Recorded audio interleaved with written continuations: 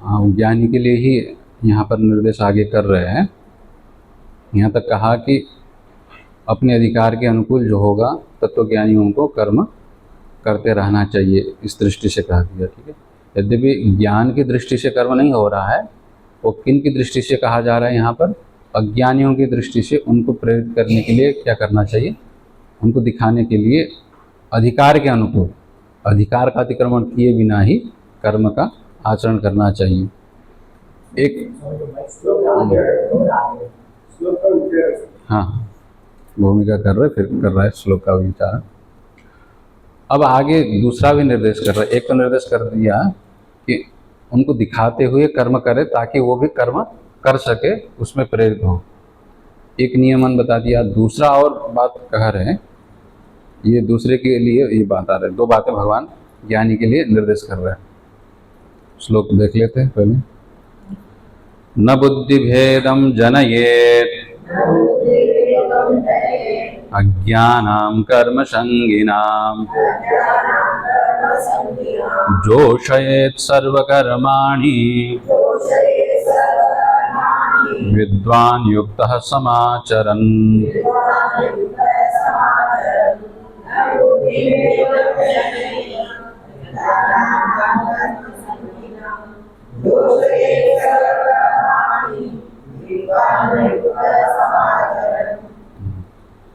शब्दार्थ अन्वय देख लेते, फिर टीका देखते हैं।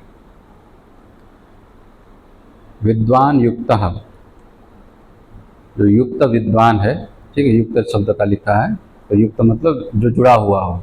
किससे जुड़ा हुआ हो? तो ज्ञान दृष्टि जिसके पास हो उसको यहाँ पर युक्त कह रहे। कहीं कहीं युक्त मतलब योग से युक्त भी कह देते हैं।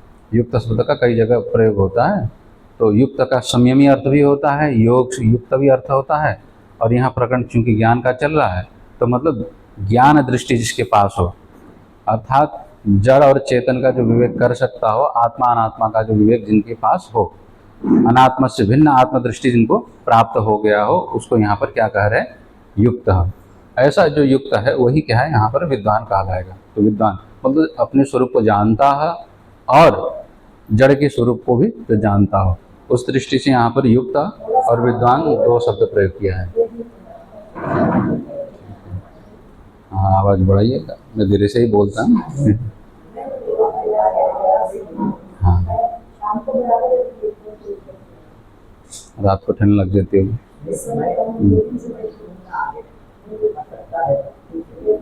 ज़्यादा। हाँ जी, तो युक्त विद्वान, जो ज्ञान दृष्टि से युक्त जो विद्वान है, आप कितने मुंह में लगाएंगे? हरिओम हरिओम।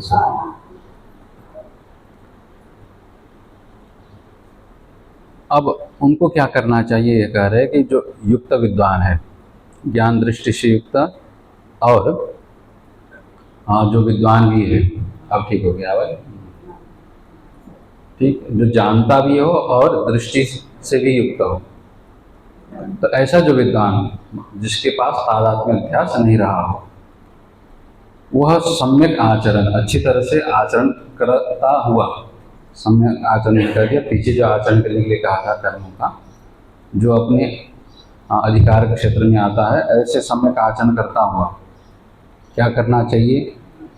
कि कर्म संज्ञानाम अज्ञानाम, जो आत्म तत्व के स्वरूप को नहीं जानता है, अनात्म के स्वरूप को भी नहीं जानता है, और किंतु क्या है? कर्म संज्ञेय, कर्म के फल की अपेक्षा रखता है, अज्ञान के कारण ही फल की अपेक्षा रखता है। ऐसे कर्म संज्ञ अज्ञानियों का क्या करना चाहिए? बुद्धि भेदम न जनये, बुद्धि को विचलित करने का काम न करें, उनकी बुद्धि को भड़काने का काम न करें। मतलब अगर अच्छी तरह से काम कर रहा है तो काम करके क्या फायदा, इस तरह से बुद्धि का भेद नहीं करना चाहिए। भेद का मतलब यहाँ बुद्धि को नहीं तोड़ना चाहिए। तोड़ने का मतलब उसने जो निश्चय कर रखा है कि ये कर्म करूँगा, इस तरह से आगे जीवन में यापन करूँगा, इस दृष्टि से जब उसने अपना निश्चय बनाया हुआ है, तो उस निश्चय को तोड़ने का काम, मतलब बुद्धि में विचलन लाने का काम न करे, न जने, किंतु क्या करें? जो सहित सर्वकर्माणि, किंतु सारे कर्मों में जितने भी उसके अधिकार के क्षेत्र हैं, हाँ, बढ़िया करो, पूजा कर रहे हो, जप कर रहे हो, ध्यान कर रहे हो, नौकरी कर रहे हो, अच्छी तरह से करो और बढ़िया ढंग से करो। इसी तरह से उसको प्रेरित, उत्साह करते रहना चाहिए। तो जोश है, जोश है मतलब प्रेरित, उसको उत्साह दे, जोश दे। संस्कृत हिंदी में भी जोश दिलावे बोलते हैं, तो यहाँ पर भी जोश है कह रहा है। तो सर्वकर्माणि, अब सभी कर्मों के लिए यहाँ लिखा है, मतलब उसके योग्य उचित कर्मों में यहाँ समझ लेना चाहिए, क्योंकि ये सबके लिए सामान्य निर्देश है। तो सारे कर्म करते रहो करके ये भी भड़काना हो जाता है, फिर ये भी करो वो भी करो, ये सब करो, ये कहने का मतलब नहीं है। अब यहाँ सामान्य निर्देश है, इसीलिए जिसका जो योग्यता है, जिसमें जिसकी क्षमता है, ठीक है, अधिकार हो, उस कार्य को करने के लिए उसको प्रेरित करे।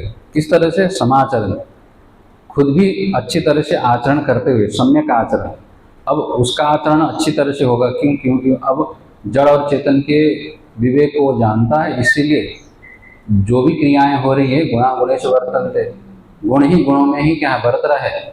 तो प्रकृति से ही प्रकृति में कार्य हो रहा है, ये समझते हुए ही वो केवल ज्ञान दृष्टि से देखता हुआ कर्म होता है, कर नहीं रहा है, किंतु अज्ञानी की दृष्टि से वो कर रहा है। इस तरह से आचरण करते हुए क्या करना चाहिए?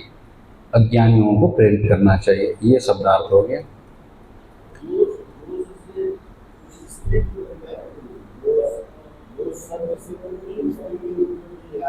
स्त्री, हाँ हाँ, जो शायद यहाँ प्रेरणा अर्थ में आया। हाँ, जोश के लिए जाया बनता, योशा बनता है, जोशा नहीं है। योशा शब्द स्त्री के लिए प्रयोग होता है, जो नहीं, योश। योषित भी बनता है, या है।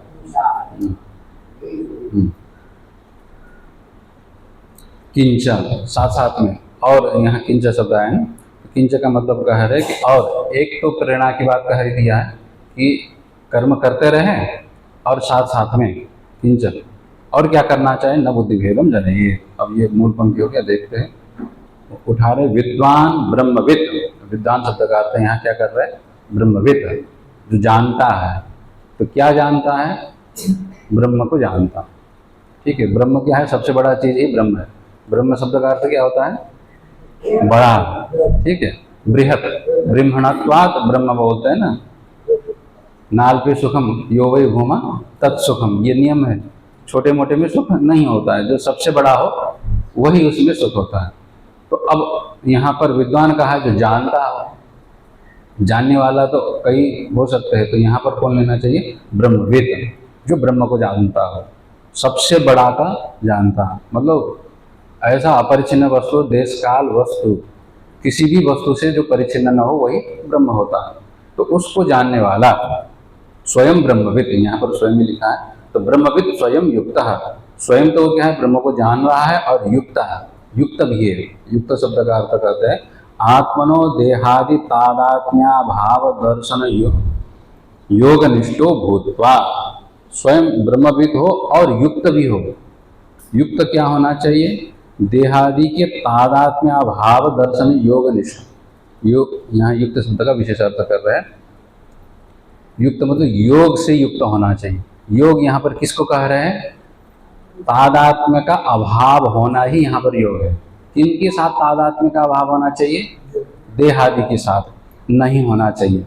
तो शरीर, इंद्रिय, मन, बुद्धि, जो अहंकार, जितने भी दृश्य जगत है, इनके साथ तादात्म्य का अभाव। तादात्म्य तो किनका होगा? अज्ञानियों का होगा। और यहाँ ज्ञानी का क्या हो रहा है?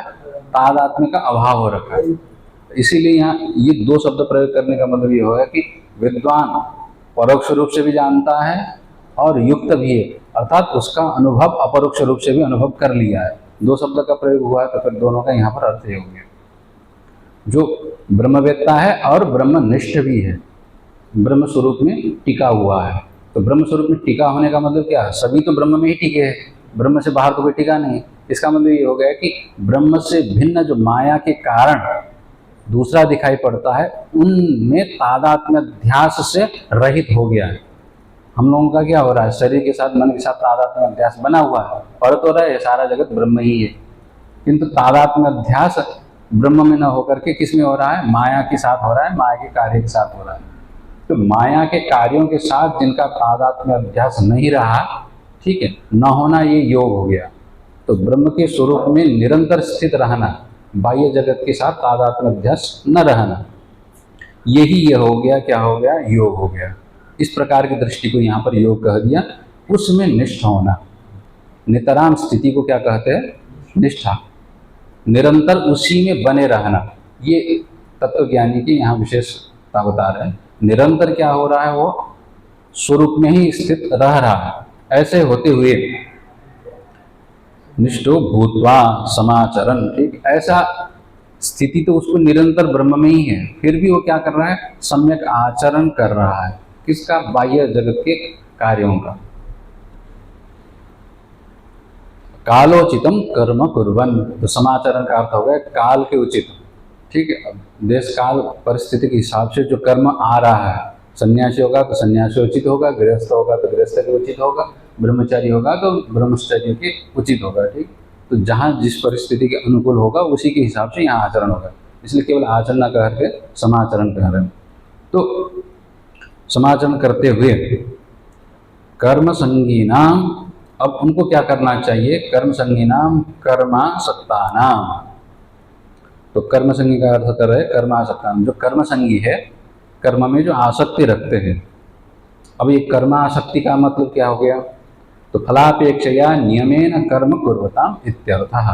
तो कर्मासंगी का अर्थ किया पहले, कर्मासक्त, कर्म में आसक्ति रखने वाले। तो कर्म में आसक्ति रखने वाले का मतलब क्या हुआ, तात्पर्य ये हो गया कि फल की अपेक्षा रखते हुए नियमित रूप से जो कर्म कर रहे हो उसी को यहाँ पर क्या कह रहे, कर्मासंगी।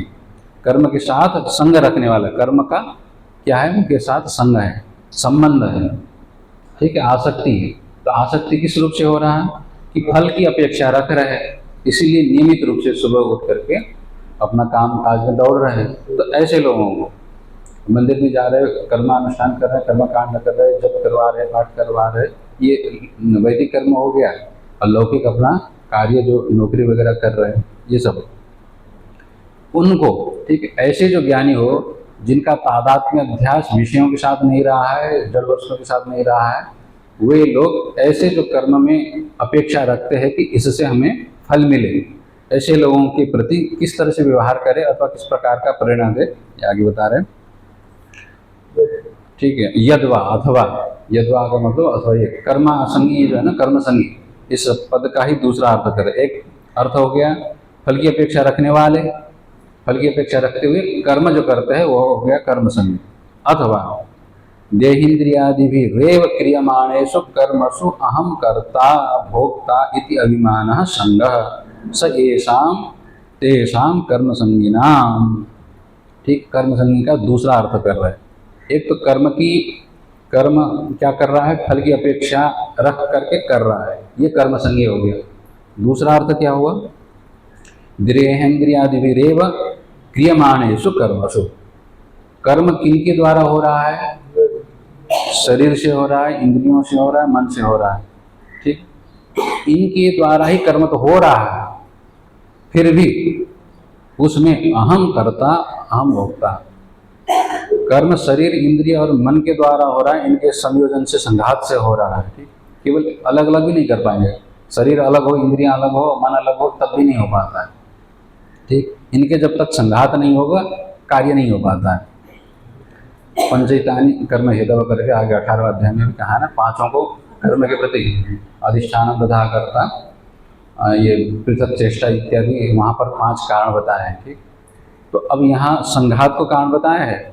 अब ज्ञानी की दृष्टि से ये संघात से ही कार्य हो रहा है, तो इंद्रियों के द्वारा, मन के द्वारा, शरीर के द्वारा कार्य हो रहा है, किंतु क्या मान रहा है कि अहम कर्ता, चेतन को ही वो कर्ता के रूप में वो प्रस्तुत कर रहा है, मान रहा है, और चूंकि वो कर रहा है इसीलिए उसके फल के भोक्ता के रूप में मैंने किया है तो फल भी मुझे ही मिलना चाहिए, इस प्रकार का जो अभिमान करता है, तो ये अभिमान को यहाँ क्या कह रहे हैं, संग कह रहे हैं, ठीक। फल की अपेक्षा होना ये भी संग हो गया, अथवा ये अभिमान होना ये भी संग हो गया, ठीक। आचार्य 2 तरह से अर्थ कर रहा है। तो जिनके पास वह अभिमान हो अथवा जिनको फल की अपेक्षा हो, कर्म इसलिए कर रहा है क्योंकि उस कर्म से फल मिल जाए, तो ये अपेक्षा भी संग कहा जाएगा और ये अभिमान भी क्या कहा जाएगा, संग कहा जाएगा। ये दो तरह से यहाँ अर्थ हो गया। तो जिनके पास इस तरह का अभिमान हो, मैं करता हूँ, कर कोई और रहा है किंतु अभिमान खुद ले रहा है कि मैंने किया, तो इस प्रकार का जो अभिमान होगा उसको क्या कहेंगे, कर्म संगी कहा देंगे।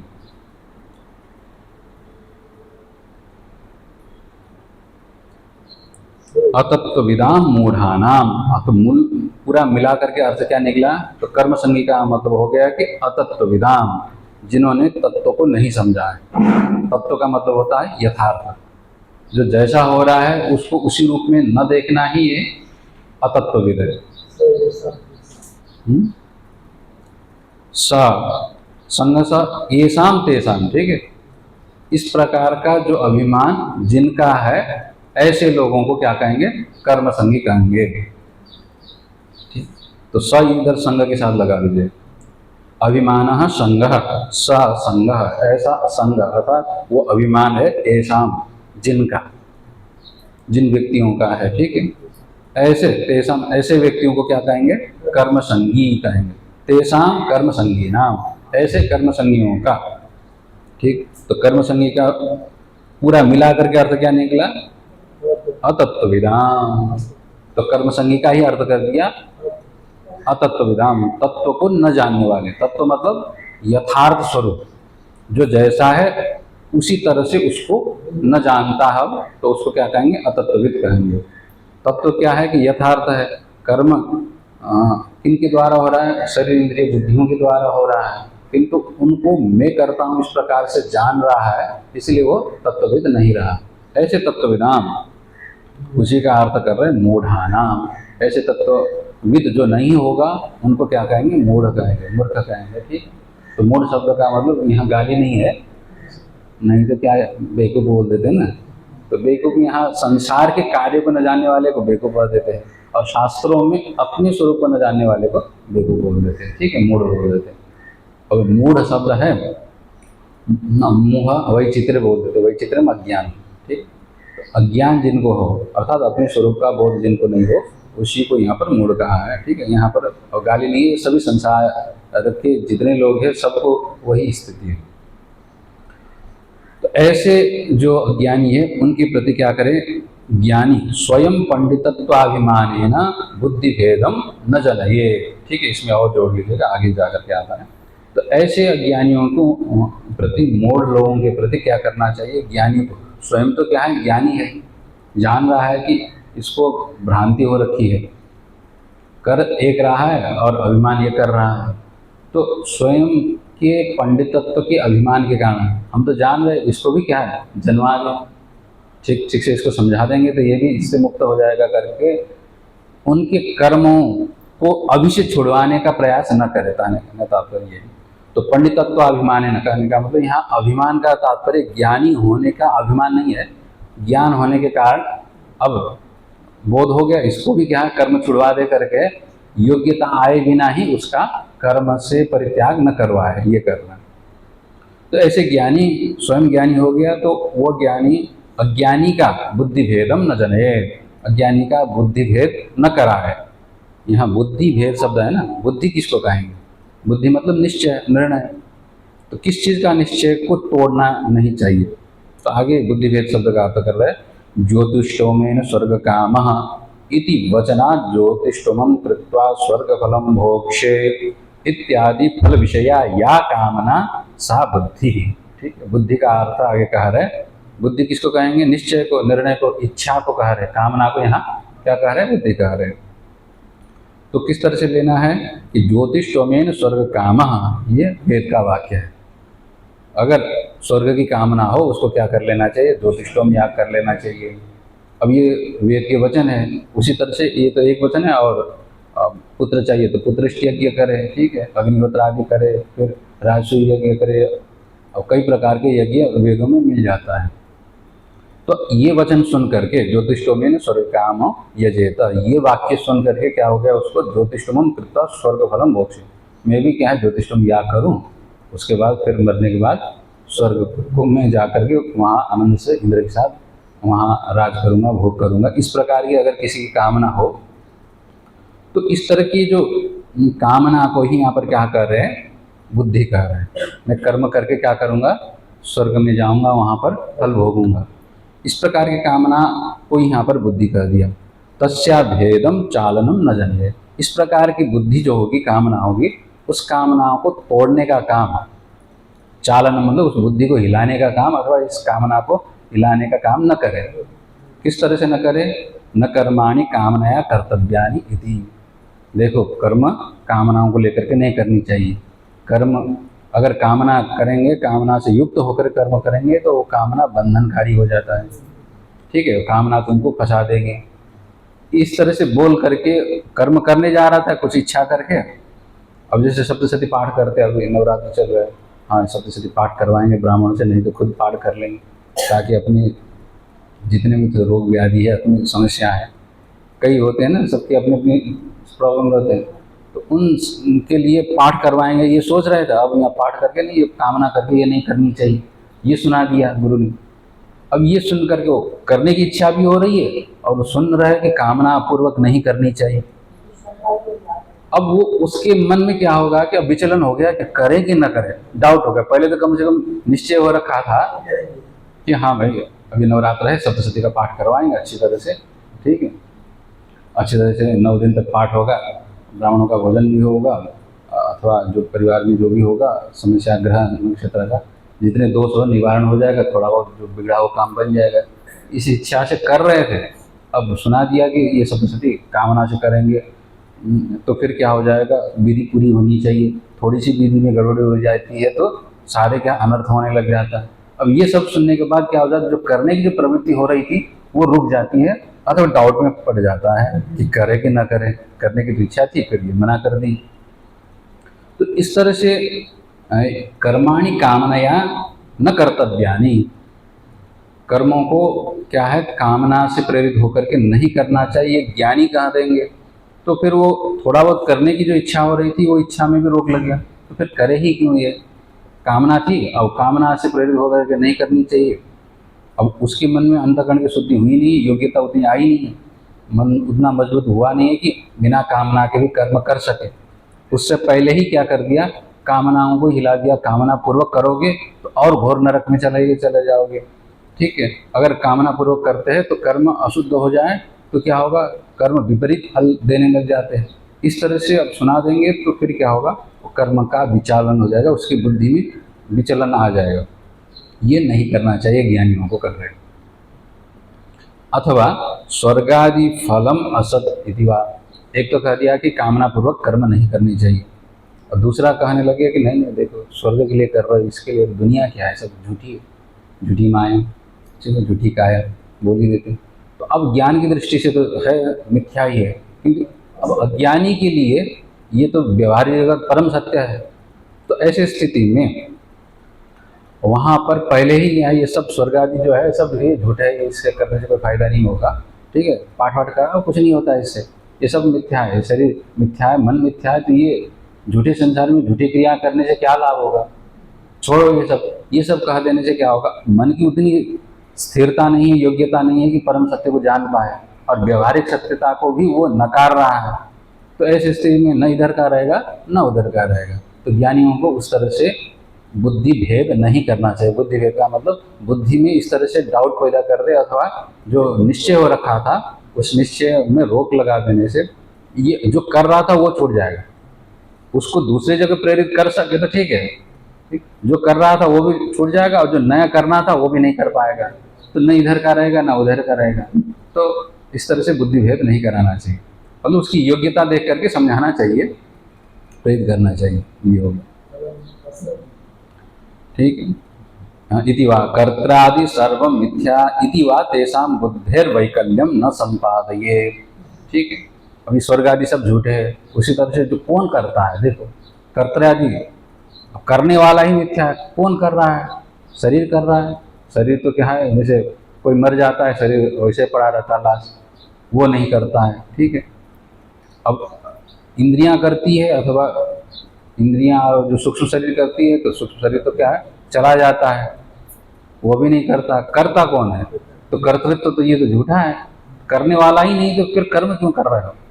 इस दृष्टि से जब विचार करने लग जाते हैं तो फिर वो कर्म जो करने वाला था, अब उसको विवेक तो है नहीं कि कर्तृत्व किस में रहता है, ये समझ में तो नहीं आ रहा। वो समझ रहा है मैं ही करता हूँ, और उसी को बता दिया कि कर्तृत्व नाम की चीज़ है ही नहीं, तो अब वो कर्म भी करने से वंचित रह गया। और जो वासना से प्रेरित होकर के जो स्वाभाविक जीवनचर्या जो करना था वो तो करेगा ही, किंतु जो अच्छे कर्म पुण्य का कर्म कर रहा था उससे भी वो वंचित हो जाता है। अब वो मिथ्या होने से इस तरह से बात करने से आ जाता है। ठीक, तो इस तरह से तेषाम बुद्धिर वैकल्यम न संपादे, तो उन अज्ञानियों का, कर्म संगियों का, जो फल की अपेक्षा रखते हैं, कर्तृत्व अभिमान रखते हैं, उनके बुद्धि में ये विकलता, भेद मतलब यहाँ विकलता, बुद्धि को इस प्रकार कमजोर न बनाए, ठीक है, ढीला न करते। वैकल्य का अर्थ होता है कमजोर बुद्धि को नहीं बना देना चाहिए। किसी के कोई निर्णय कर रहा है, निश्चय कर रहा है, तो उसको उसमें प्रेरित करना चाहिए करने के लिए, और अच्छे उपाय सुझाना चाहिए कि हाँ भाई कर रहे हो तो इसको इस तरह से और अच्छी तरह से कर लो, तो उसमें और उपाय बताने चाहिए, न कि उसमें से कमियां ढूंढ करके उसके बुद्धि को कमजोर करने से। हाँ, किंतु क्या करना चाहिए, कोई कर्म कर रहा है तो बोलना चाहिए किंतु अक्षय्यम हवै चातुर्मास्य याजिनः इति पश्यति पौत्रम इति तस्मात् धर्मं परमं वदन्ति इत्यादिना च सर्वाणि कर्माणि वैदिकानि जोषये प्रीणये। ठीक है, वैदिक कर्मों में उसको जोश दिलाना चाहिए था, प्रीति जगाना चाहिए। प्रीणय है ना, हाँ, प्रीति जगाना चाहिए, प्रेम, मतलब वैदिक कर्मों के जो पुण्य कर्म है, सत्कर्म है, उनमें प्रेम और बढ़ाना चाहिए, न कि इस तरह से बुद्धि में विद्रोह जगाना चाहिए। तो किस तरह से बोलना चाहिए उसको, अक्षय्यम हवई चातुर्मास्य याजिनः, जो चतुर्मास करता है, चतुर्मास में यज्ञ करता है, उसको क्या होता है, अक्षय पुण्य मिलता है। जो अक्षय तृतीया के दिन दान करता है, पानी पिलाता है, उनको क्या है, अक्षय पुण्य मिलता है। इस तरह से प्रेरणा देनी चाहिए, उसको प्रीति जगाना चाहिए कर्म में। अब ये उपलक्षण है, केवल उसी दिन करना चाहिए सत्कर्म नहीं, और दिन भी करते रहो, और उस समय में करो, और टाइम में करने का फुर्सत ना हो, कम से कम उस दिन तो कर लो, ये प्रेरणा की बात है। तो इस तरह से करोगे तो क्या होगा, तुम्हारा पुण्य अक्षय हो जाएगा, अविनाशी हो जाएगा। इस तरह से और उसको कर्म में, सत्कार्य में प्रेरित करना चाहिए, प्रीति जगाना चाहिए। पश्यति पुत्रम पश्यति पौत्रम, इस तरह से कर्म करते रहोगे तो अपने क्या संतान होंगे, बलिष्ठ पुष्ट पुत्र होंगे, ठीक है, रोग व्याधि से रहित होंगे, उनके भी फिर और संतान होंगे, नाती पोते होंगे, ठीक है, पौत्र होंगे, पुत्र के पुत्र को पौत्र कहेंगे, नाती, ठीक है। इस तरह से तुम अच्छी तरह से सत्कर्म करोगे तो तुम्हारे संतान अच्छे होंगे, उनके संतान भी और बलिष्ठ पुष्ट होंगे। इस तरह से क्या करना चाहिए, कर्म में प्रेरित करना चाहिए। और तस्मात् धर्मम परमम वदन्ति, इसीलिए इस धर्म को ही सर्वश्रेष्ठ कहा गया है। जो ये कर्म कर रहे, धर्म का मतलब यहाँ पर कर्म को कह देते हैं। अब वेदों में धर्म शब्द का अर्थ कर्म को ले लेते हैं, जो कर्तव्य कर्म होता है उसी को धर्म बोल देते हैं, ठीक है। इसीलिए जो धर्म होता है, कर्तव्य जो कर्म होता है, वेदों में प्रतिपादित जितने कर्म है और सब कार्य है, वो सब क्या है, परम, ये सबसे बड़े धर्म है, परम कर्तव्य है, परम धर्म है, ऐसा कहते हैं। इस तरह से क्या करना चाहिए, उसको सत्कार्यों में सर्वाणि कर्माणि वैदिकानि, जितने भी कर्म है, विशेष करके वेदों के द्वारा प्रतिपादित जो कर्म है, उन कर्मों में और पुराणों के द्वारा प्रतिपादित जो जितने सत्कार्य है, उन जिनको जो जो अधिकार प्राप्त है उन कर्मों में क्या करना चाहिए, जोश, ये ठीक है। ये जोश है, प्रेरित अर्थ भी होता है और प्रीति भी अर्थ होता है संस्कृत में, ठीक है। तो उसी का अर्थ है उसको जोश जगाना चाहिए। जोश जगाने का मतलब यहाँ क्या होगा, प्रीणये, प्रीति जगाना चाहिए, ठीक है। इस तरह, हाँ, विविध का है। तो कर्मों के प्रति अरुचि नहीं जगाना चाहिए, उल्टे ही क्या करना चाहिए, उनमें कर्मों के प्रति प्रीति जगानी चाहिए। ये हो कर्म फलस्तुत्या कर्माणि कर्तुम इच्छामेव संपादयेत्, सारे का संग्रह अर्थ क्या हो गया, एक एक शब्द का अर्थ तो बता ही दिया, अब संक्षेप में सबका निचोड़ अर्थ बता रहे हैं। कर्म फलस्तुत्या कर्माणि कर्तुम इच्छामेव संपादयेत्, कर्म फल की स्तुति करते हुए, देखो कर्म करने से ये मिलता है, तो कर्म फल का बड़ा भाव देते हुए उसकी स्तुति करनी चाहिए और कर्मों को करने की इच्छा जगानी चाहिए। इस तरह से क्योंकि कर्मों की प्रशंसा करते हैं, तो देखो ये कर्म करने से ऐसा हो गया, इतने दान करने से क्या हो गया, उनको ये फल मिल गया, वो स्वर्ग चले गए। ये दान का महिमा पुराणों में मिल ही जाता है, ठीक है। सत्कार्य का महिमा, पानी पिलाने से क्या हो गया कि स्वर्ग में अच्छी तरह से द्वार खुल गए। तो इस तरह से अब वो सुनाते ही है, अब यहाँ नामदेव जी का भी कथा सुनाते ही है। तो वो जल ले जा रहे थे रामेश्वर के लिए, रास्ते में प्यासा गधा था तो उनको पिला दिया। अब ये सब कार्य होंगे ना, कार्य करने जा रहे थे शिव जी को जल चढ़ाने के लिए, अब उन्होंने क्या इनको पिला दिया। जो मरने जा रहा है जो पशु, ठीक है, उसमें भी परमात्मा का ही निवास है। तो इतने कोसों दूर चल करके जो जल लाए थे भगवान को चढ़ाने के लिए, रामेश्वर जी को चढ़ाने के लिए, उन्होंने किनको गधे को ही पिला दिया। तो मरणासन था, उसको जीवित जगा दिया। अब ये भी सत्कार्य है। तो अब ऐसे सत्कार्यों को सुनने से अब उनकी इसी से क्या शिव जी प्रसन्न हो गए, वरदान दे दिए। अब ये सब कथा सुनते हैं तो फिर क्या हो जाता है, सत्कार्य करने की इच्छा जग जाता है। तो यहाँ पर यही कह रहे हैं कि कर्म फल की स्तुति करते हुए कर्मों को करने की इच्छा ही क्या करना चाहिए, जगाना चाहिए, संपन्न कराना चाहिए।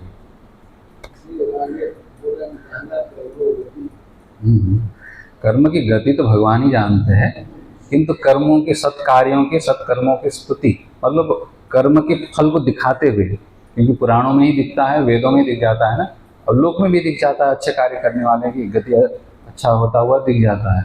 तो उनको देखते हुए उनके फलों की स्तुति करते हुए कर्म को करने की इच्छा जगाना चाहिए।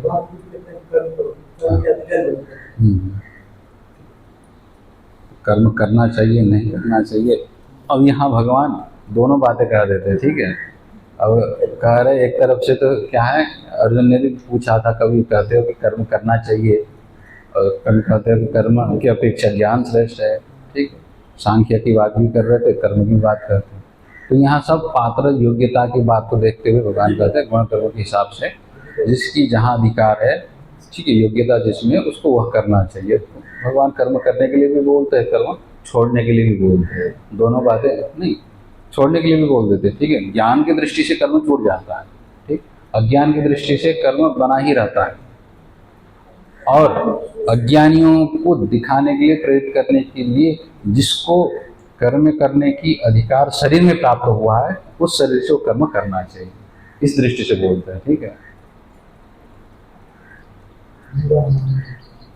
अब आगे श्लोक आ रहा है, हाँ, मूढ़ानाम एव कर्म न तो पंडितानाम इति सूचयितुम अज्ञानाम कर्म संगीनाम इत्युक्तम कर्म संगीनाम इति यदुक्तम तदेव विस्पष्टयति प्रकृतेरिति। अब अगला श्लोक आ रहा है कि कर्म संगी किसको कहते हैं और ज्ञानियों में स्थिति क्या होती है, ठीक है, दोनों बातें कह रहे हैं। कर्म किनको करना चाहिए, मूढ़ानाम, ये साफ कह रहे हैं कि कर्म ज्ञानियों के लिए नहीं है, अज्ञानियों के लिए ही है। और ज्ञानी भी करे, पीछे तो कहा था, वो आदेश नहीं था, वो शरीर के अधिकार के हिसाब से कर लेना चाहिए, उतना ही था। तो इसीलिए यहाँ पर कह रहे हैं कि अज्ञानियों के लिए ही कर्म होता है, ज्ञानियों के लिए कर्माभास है, कर्म नहीं है। कर्म करता हुआ सा दिख भले जाए, किंतु उनके लिए कर्म नहीं होता। कर्म का मतलब होता है करना चाहिए, तो कर्तव्य वो अवशेष न रहने का ज्ञानी के लिए तो नहीं होता है, अज्ञानी के लिए ही कर्म होता है।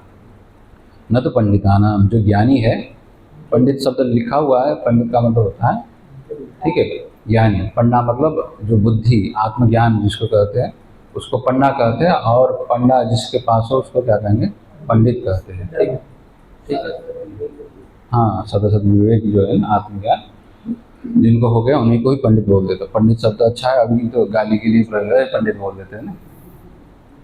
हाँ, मतलब पोथी जो उन्होंने रट लिया उनको पंडित अभी के समाज के हिसाब से बोलते हैं, किंतु जो सही और गलत के बीच में विवेक करना जानता हो, जड़ और चेतन के बीच में विवेक करना जानता हो, आत्मा और परमात्मा के स्वरूप की एकता को जानता हो, ठीक, उसी को क्या कहेंगे, पंडित कहेंगे।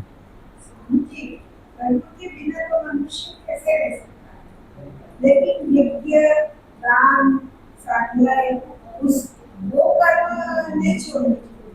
हाँ, यज्ञ दान अथवा कर्म नता चले।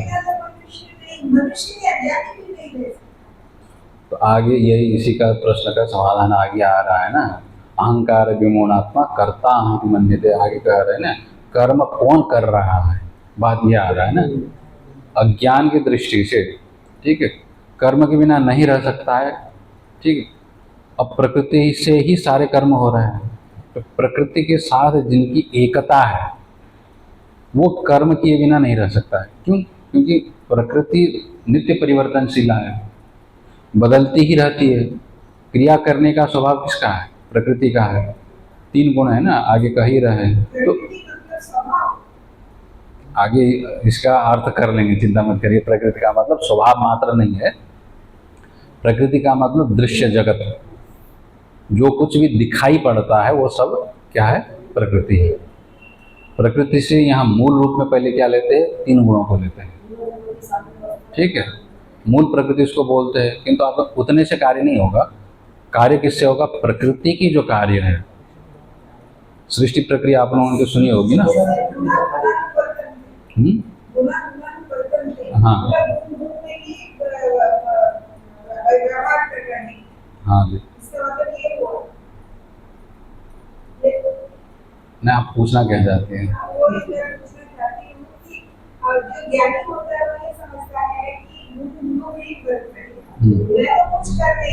हाँ नहीं वो नहीं करता। शरीर के द्वारा हो रहा है वो उसको दिखता है, ठीक है। अब इसको एक बार अर्थ में कर देता हूँ, फिर उसके आपके बाद प्रश्न कर लेंगे, ठीक है। एक बार शब्दार्थ समझ लीजिएगा और इसके टीका समझ लीजिएगा, फिर उसके बाद जो ये आपकी बात है ना, शरीर से हो रहा है, ठीक, और ज्ञानी करता है, ये बात आ जाता है। इसके लिए कहानी एक सुना देंगे तो फिर कहानी से ज़्यादा साफ होगा, क्योंकि हम लोग की बुद्धि ऐसी है कि कहानी सुनने के बाद हाँ रिलेट कर लेता है बात ये, ठीक। तो कर्म अज्ञानियों का ही होता है, ये बात समझ लीजिए, ठीक है, साफ है। ज्ञानियों का कर्म नहीं होता है। और पीछे क्या कहा फिर? ज्ञानियों को कर्म करने के लिए कहा भगवान ने। तो ज्ञानियों को कर्म करने के लिए ये कहा है कि जब तक थोड़ा बहुत प्रारब्ध अवशेष रहता है और थोड़ा बहुत शरीर के साथ संस्कार बचा हुआ है ना, तब तक है। अगर सर्वथा शरीर के साथ तादात्म्य अभ्यास पूरी तरह से छूट गया, समाधि की स्थिति में बैठा है, तो उसके लिए भगवान कर्म करने के लिए आदेश नहीं दे सकते।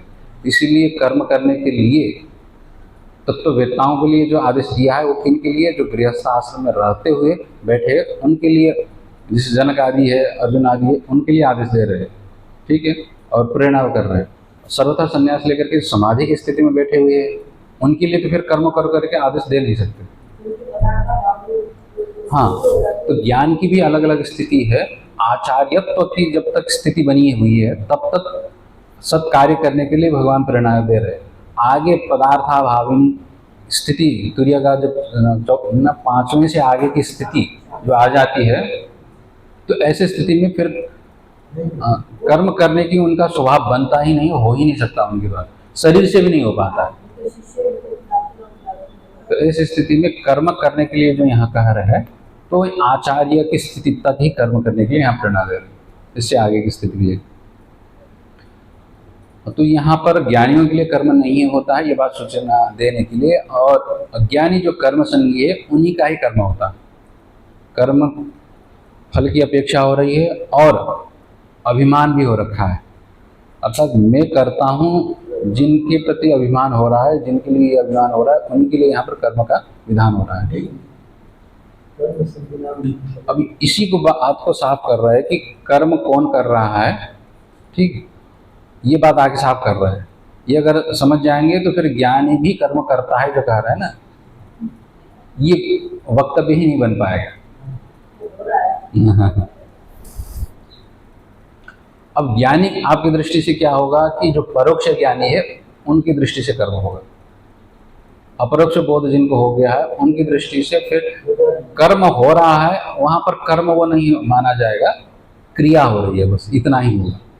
वहां पर कर्म करता है ये नहीं बनेगा, क्रिया हो रही है। जैसे मान लीजिए आपके बाल बढ़ रहे हैं, तो आप बाल बढ़ा रहा हूं ये अभिमान करते हैं क्या? ठीक है। अब बाल धो रहा हूं करके तो अभिमान कर लेते हैं, नहाते हैं, मैं बाल धोता हूं ये अभिमान होता है, क्योंकि आप में क्या हो रहा है कि कर्तृत्व का अभिनिवेश है ना, ये बाल मेरा है, इसको साफ रखना है, नहाना है, इसलिए मैं नहाता हूँ। ये जो अभिमान है ना, आप उसमें अपनी ममत्व बुद्धि जब रखते हैं अथवा अहंता बुद्धि रखते हैं, तब तो आप करता हूँ ये अभिमान हो जाता है। किंतु बाल जब बढ़ता है इसमें आपके कर्तृत्व अभिमान नहीं है, बढ़ रहा है, ठीक है। इसलिए आप ये नहीं कह सकते मैं बाल बढ़ा रही हूँ, बढ़ा रहा हूँ, ये नहीं आप कह सकते। ज्ञानी की भी वही स्थिति है, शरीर से क्रिया हो रहा है, उस शरीर के प्रति तादात्म्य अध्यास चूंकि है नहीं, इसलिए उसकी दृष्टि से देखा जाए तो मैं करता हूं ये नहीं रहता है। शरीर से क्रिया हो रही है, मन से क्रियाएं हो रही है, ठीक है, काम चल रहा है, हो रहा है उसकी योग्यता हिसाब से, क्योंकि पूर्व में जैसे अभ्यास हुआ है वही आगे, जैसे अब ज्ञान हो गया तो अचानक क्या है, पहले उसको रोटी अच्छी लगती थी तो ज्ञान होने के बाद अचानक रोटी बुरी लगने लग जाएगी, ऐसा नहीं है, ठीक है। वो शरीर का जैसा अभ्यास होगा वो अभ्यास निरंतर चालू रहेगा, किंतु जो अभिमान रहेगा ना वो अभिमान नहीं रहेगा। वो इसी तरह से जैसे ही आपने दुकान में कुछ खरीदा, ठीक है, खरीदने से पहले वो वस्तु, मान लीजिए आपने कुछ खरीदा, शीशी में से आपने तेल खरीदा, खरीदने से पहले अगर शीशी गिर जाता, फूट जाता है तो आपको कुछ फर्क पड़ता है क्या? खरीदने से पहले फर्क नहीं पड़ता, जैसे ही आपने खरीदा उसको आपके हाथ से गिर जाता है तो फिर आपको वो फर्क पड़ता है। क्रिया एक ही है, देखिए, मतलब गिर करके शीशा फूट गया, तेल बिखर गया, ठीक है, जो भी कुछ आपने खरीदा खराब हो गया, होने की क्रिया एक ही है। देखिए, आपके खरीदने से पहले और खरीदने के बाद जो क्रिया हो रही है एक ही हो रही है। होते हुए भी खरीदने से पहले आपकी क्या बुद्धि नहीं थी, मेरी ये वस्तु है, ये बुद्धि नहीं थी, ठीक है, तो आपका ममत्व तो उसके साथ जुड़ा हुआ नहीं था, इसकी वजह से वहां पर अभिमान आपका नहीं था वहां, ठीक। तो इसीलिए उसके बिगड़ जाने से अथवा बन जाने से में कुछ आपको फर्क नहीं पड़ता था। जैसे ही आपने उसको खरीदा, आपकी अपनी ममत्व बुद्धि हुई, मेरा है ये भाव हुआ, अभिमान उसमें जग गया, तो उसके बिगड़ने से अथवा बनने से क्या होगा, आप में हर्ष और दुख हो जाता है। तो ये ज्ञान की बात है। तो ज्ञानी करता है, जब आप कह रहे हैं ना, उसी तरह से हो जाता है। तो ज्ञानी करता ये नहीं होता है, ज्ञानी से कर्म हो जाता है, ये बात है। शरीर आदि से होता है तो उसके शरीर के साथ तादात्म्य अभ्यास है नहीं, तो इसीलिए करता है अथवा कर्म है उसके लिए नहीं बनता है। तो यही बात आगे यहाँ पर कह रहे हैं, श्लोक कर लेते हैं इसका उच्चारण। प्रकृते है क्रियमाणानि गुणैः कर्माणि सर्वशः अहंकार विमूढ़ात्मा कर्ताहमिति मन्यते।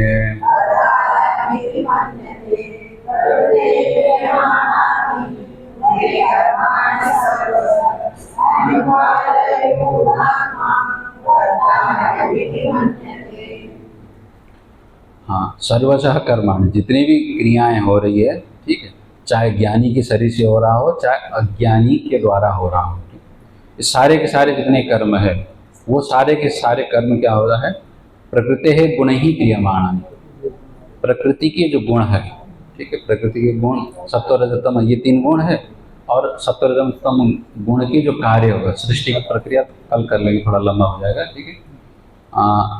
तत्वबोध वगैरह सुने होंगे ना आपने, सृष्टि किस तरह से होती है, पंचभूत है, इंद्रियां हैं, किस तरह से बनी है, पता होगा, नहीं पता होता तो फिर कल इसको विस्तार से कर लेंगे। तो प्रकृति है क्रियमाणानि, प्रकृति के द्वारा ही, प्रकृति के जो गुण है उन गुणों के द्वारा है। प्रकृति के गुण से यहाँ पर क्या समझ लेना चाहिए, इंद्रियां, शरीर, मन, बुद्धि, अहंकार, यही यहाँ पर प्रकृति के गुण शब्द से कहा जा रहा है, ठीक है।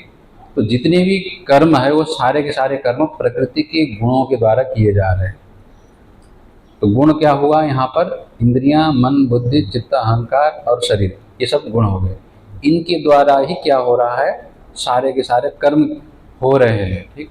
किंतु अहंकार विमूढ़ात्मा, किंतु उन शरीर के साथ, उन इंद्रियों के साथ, उन मन के साथ, उन बुद्धि के साथ क्या हो रहा है, अहम हो रहा है, मैं, ये बुद्धि इनके साथ जुड़ा हुआ है, इसके कारण विमूढ़ हो गया है, अर्थात सही सही उसको समझ नहीं आ रहा है।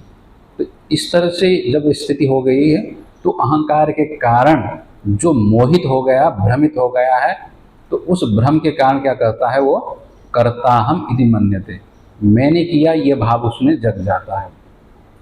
क्यों? क्योंकि यथार्थ उसको बोध नहीं है। तो अब प्रकृति की जो कार्य है गुण, उनके द्वारा किए हुए पदार्थों को स्वयं मैंने किया हुआ ये मानने लग जाता है। किस तरह से मानने लग जाता है? अब जैसे स्वप्न में दिखता ही है, स्वप्न में दृश्यमान जितने वासनाएं हैं, संस्कार है, उनके द्वारा ही सारे क्रियाकलापें होती है। ठीक, स्वप्न में आप तो कर नहीं रहे, खा नहीं रहे, दौड़ नहीं रहे, किंतु आपकी वासनाएं हैं, संस्कार है, कामनाएं, वही सब कुछ कर रही है, दौड़ रही है। फिर भी उनके साथ आपका ऐसा तादात्म्य हो जाता है, मूड हो जाते हैं कि अपना स्वरूप कि हमने किया स्वप्न में, हम बोलते नहीं बोलते, स्वप्न में आपने जो देखा है, आपने जो कुछ भी किया है, ठीक है, अब गाड़ी चला रहे थे, ठोक दिया, ठीक, अब स्वप्न में आपने क्या, सच में आपने ठोका था क्या? किंतु जो स्वप्न में गाड़ी चला रहा था उसके साथ आप अपने आप को जोड़ के देखते हैं, तो जगने के बाद भी आप क्या कहते हैं? स्वप्न में हमने ठोक दिया। ठीक है, अब वह कर्म क्या आपका है कि उसका है? ठीक है, और जगने के बाद भी आप कहते हैं कि हमने किया, बोलते हैं ना, क्यों? क्योंकि उसके साथ तादात्म्य अध्यास हुआ है। तो उसी तरह से जो ज्ञान हो जाता है तो नहीं उसने किया, हमने नहीं किया, ये जो विवेक हो जाता है तो फिर ये ज्ञानी का कर्म नहीं होता है, विवेक नहीं होता है तो फिर अज्ञानी का हमने ही किया, ये हो जाता है। ठीक, इस तरह से समझना चाहिए। आज इतना ही करते, टीका कल कर लें। ओम पूर्णमदः पूर्णमिदं पूर्णात् पूर्णमुदच्यते पूर्णस्य पूर्णमादाय पूर्णमेवावशिष्यते। ओम शांति शांति शांति।